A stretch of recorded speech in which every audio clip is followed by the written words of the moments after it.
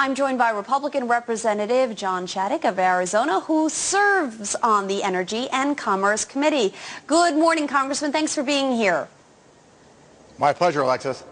All right, well, I saw you smiling before. I hope you weren't hearing me lose my marbles about what's been going on here on the economic side of the equation, but I think a lot of Americans are getting more and more stressed out about our fiscal situation. The president yesterday saying, look, I intend to cut the budget deficit in half. I'm going to force people to make some very difficult decisions.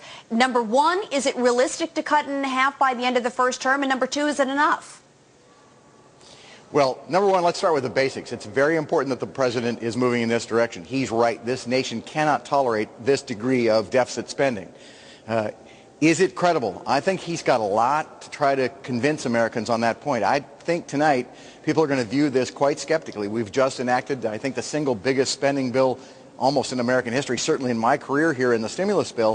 For him now to say he's going to cut the budget, the deficit he inherited, in half, I think that's very difficult to believe. And second, but I wish him well, the issue here is, will Congress go along? And unfortunately, at least here on Capitol Hill, House Republicans have been saying, let's freeze current year spending, and it appears that idea has already been rejected by House Democrat leaders.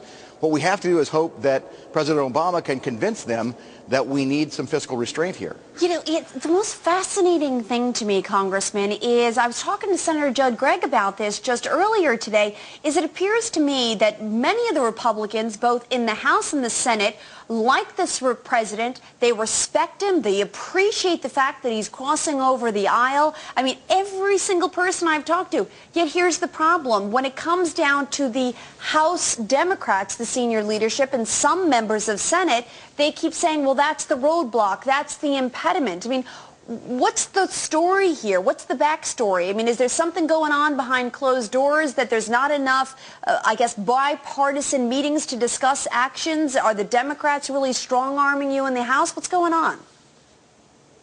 I don't know the answer to that question. I suspect that it has to do with the fact that to some degree, Barack Obama is a Washington outsider who sees the need, for example, to reduce spending.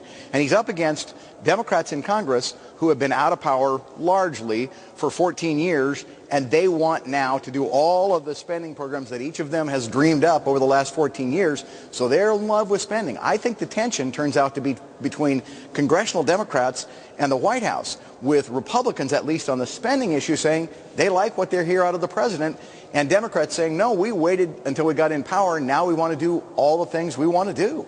All right, Congressman, let me ask you about confidence, because what the markets are suggesting is there's not a great deal of confidence right now in some of the economic agendas, at least put forward at this time. Granted, the markets are not patient, but they don't like what they're seeing. What is it that Treasury Secretary Geithner, Fed Chairman Bernanke, and the other economic officials out of this team, what do they have to do right now to turn confidence and sentiment around? Well, I think we've really gotten ourselves in deep trouble on this issue. The number one thing they can do is to stop talking the economy down. I'm a solid Republican. I've supported President Bush, but I think we began down this psychological road of talking the economy down under President Bush, under Secretary Paulson. I was deeply distressed when Secretary Paulson talked down the economy, said we faced the greatest financial disaster since the Great Depression when he was trying to sell his TARP bill. I was so offended by that, and I thought it was so off the mark on what government officials should be telling the American people. Even if it is that serious, you don't step out and say it's that serious the way he did. And if you start out the process by talking down the economy, as Paulson did, as Bush did, now as Geithner is, and unfortunately as President Obama is, you start talking down the economy and people are going to sit on their wallets or their purses. Yeah. They're not going to spend, and things are going to get worse. All right. Well, Congressman Shadegg, I want to thank you so much. Appreciate you taking the time this morning.